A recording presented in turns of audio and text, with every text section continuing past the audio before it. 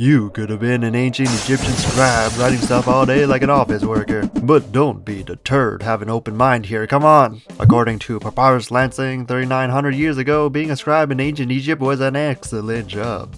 You wanna know why? Because according to this dude, everything else sucked. Look for thyself with thine own eye, all the professions set before thee. The washerman spends the whole day going up and down. Too physical. The potter is smeared with mud like a man while those folks had died. Too dirty.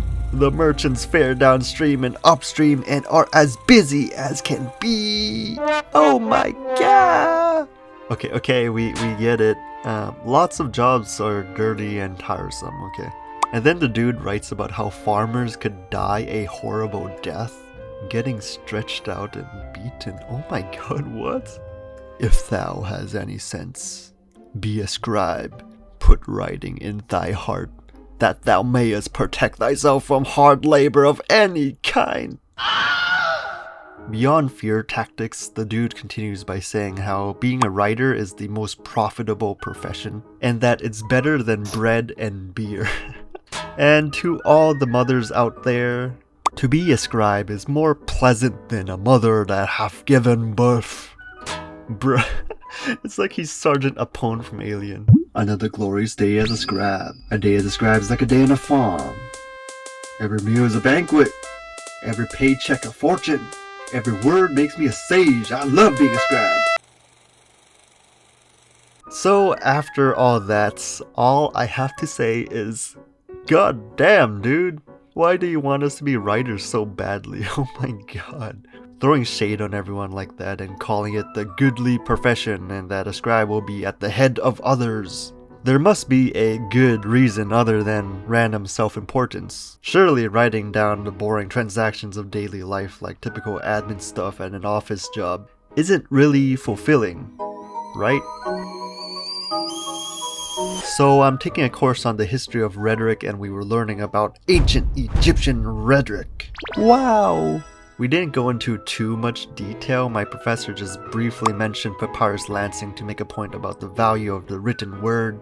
But honestly, it made me realize that I knew nothing about ancient Egypt, let alone the rhetoric they lived by. They lived a long time ago. I didn't even know they're associated with rhetoric theory, like I thought that was attributed to the Greeks. Apparently it was traditionally attributed to the Greeks according to this old paper, which proposed that we should also consider ancient Egyptians as early pioneers. But after the ancient Egypt section of the course, I thought I'd just continue learning on my own and build off this text that the course introduced me to. The teaching of Ptahhotep. Ptahhotep was a vizier of King Izezi of the 5th dynasty. What does that mean? I don't know. So I found the instruction of Rekmira? I'm seriously gonna butcher all these names, oh my god. I'm sorry! But it was like a description of what an Egyptian vizier is and does. According to this, viziers were basically the dudes that were above other dudes that did stuff for the king. And more relevant to rhetoric, the vizier acts ultimately as a court of appeal. The vizier is chief justice and the vizier is chief justice to any official. So basically a person that has a lot of knowledge and wisdom who has many roles, particularly to judge whether you are guilty or innocent. And sometime in 24 BCE, over 4,000 years ago, Ptahhotep held this position. What the heck is knowledge and wisdom though? This is like a question we'd have long debates about in modern times. Anyone could be or convince people that they're knowledgeable and wise these days. So why can't I be a vizier? Huh? But from what I read, it wasn't too ambiguous back in Ptahhotep's time. Wisdom was something that could be acquired through listening to people of great reputation and authority. And their ideas could be written in sabate, which is written like this in hieroglyphs, which stems from this verb with this little man over there. Probably a pretty wise dude. And sabate is a sort of communication that could apply to any type of lesson or guidance formulated orally, then compiled into written form to produce wisdom literature. It could refer to moral or ethical advice, but it could also encompass practical or professional instructions like administrative guidelines, religious hymns, or training for specific roles such as visors or priests. You actually already know a sabbat, the instruction of Recamira, that detailed the role of visors. But yeah, it's basically a sabbat, and that first word basically identifies with sabbat, like the term teaching is sabbat and instruction is sabbat. I guess everything is sabbat then. Translations, bro.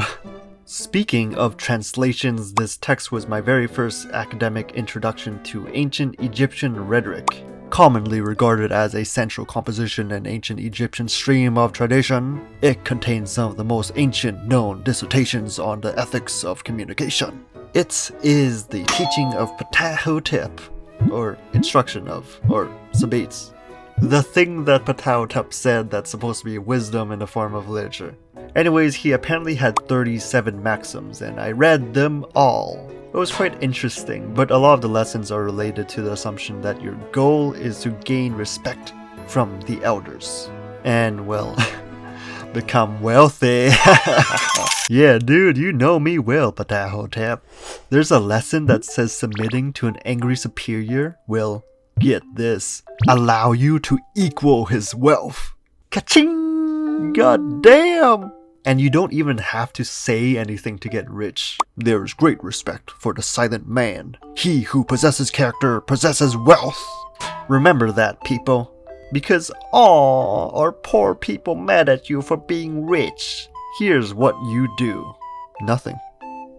Just be quiet. No, seriously, that's literally what it says. If you come across an angry dude who is not your equal, leave him alone. Do not answer him back merely to lighten your hearts. Do not vent your anger against your opponents. And no, this is not just because you should be nice to people. Here's the thing. What you wish will be done anyway. You will beat him through the elders' disapproval. Yeah, you heard that right. You basically have elders as bodyguards. Wait, what was the average lifespan? Oh. Hold on. Ptahhotep said he enjoyed 110 years of life. Okay then. Okay, beyond all that other stuff, like the 32nd maxim basically tells you not to be gay, and the 21st maxim tells you to put ointment on your wife because it's the proper prescription for her body, for she is a fertile oh my god, cultural differences, dude. Looking at the subtext of all this, it really feels like there's an assumption that success is inherently defined. Like, I know you want to have a young looking wife, so give her ointment. I know you want to climb society's ladder, so submit to authorities and be quiet. I know you want your kid to agree with you, so punish him. What if you, don't want to live in ancient Egyptian society? What if you want your kid to grow up into his own person and not always agree with you like a yes man? What if you don't like conventionally attractive women? Surely we don't always want the same things. Sometimes it's sad if everyone just acted the same way, you know? And why can't we be gay? Explain that? What's this cooling his lust and master his desire? What? It's all don't do this rather than why shouldn't I do this? Tell me why. Well, the one thing that Ptahhotep made sure to explain throughout this whole thing is why you should stay silent.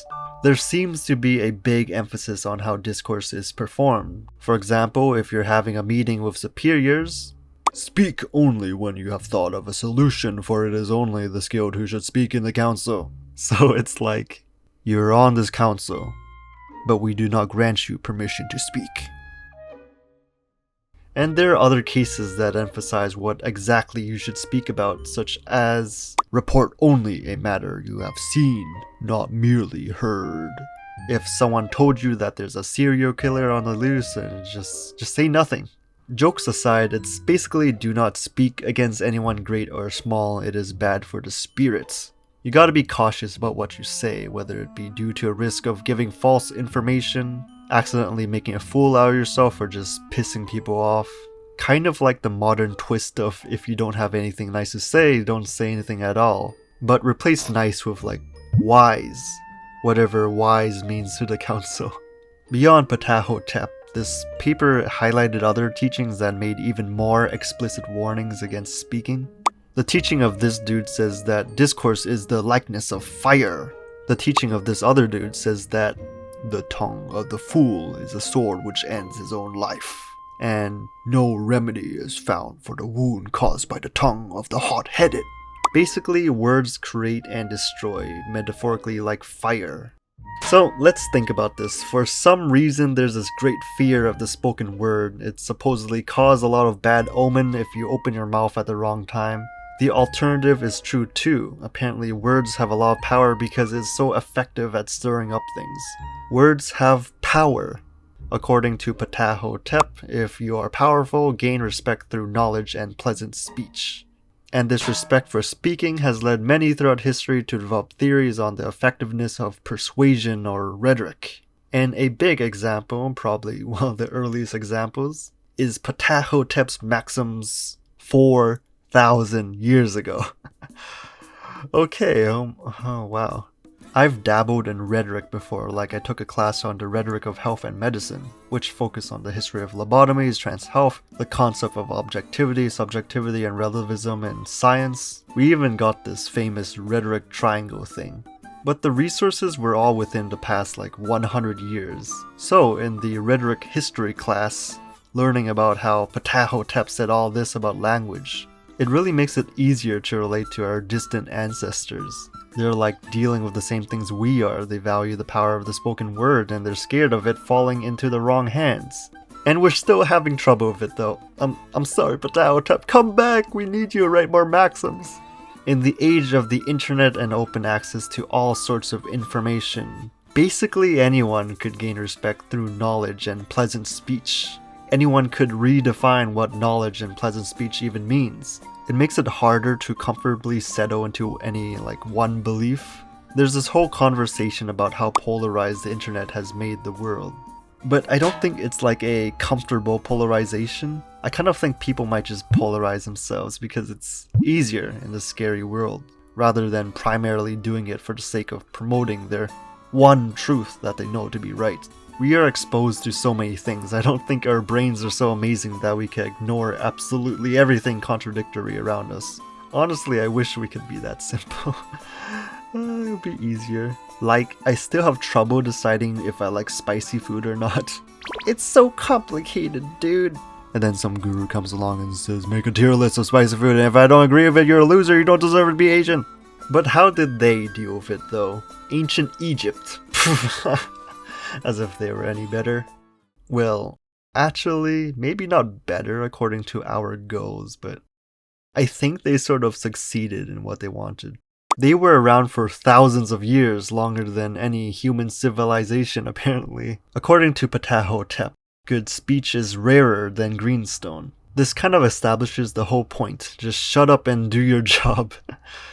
If you're a citizen and don't have any crazy ambitions in life, I think the idea is just to stick with that. To live an ambitious life, to spread information like you're in the 21st century, and that not resulting in you being socially outcast is, I guess, rarer than greenstone.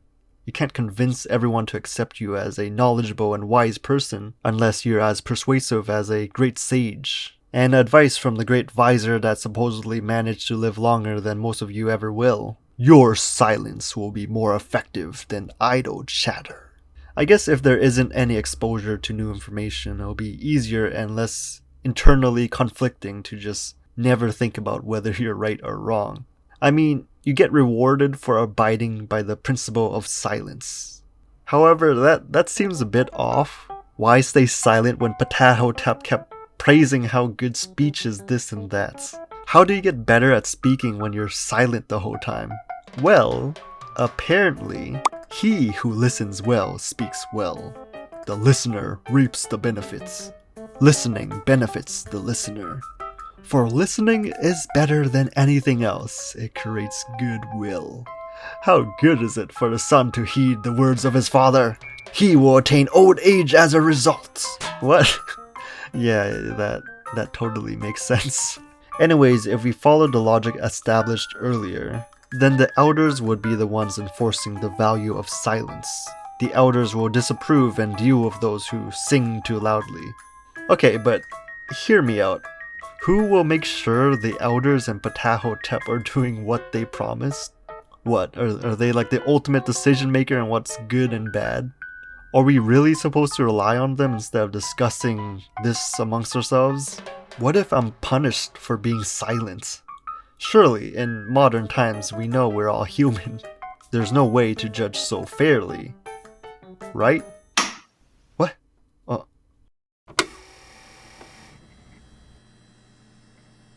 Oh boy. I'll be right back.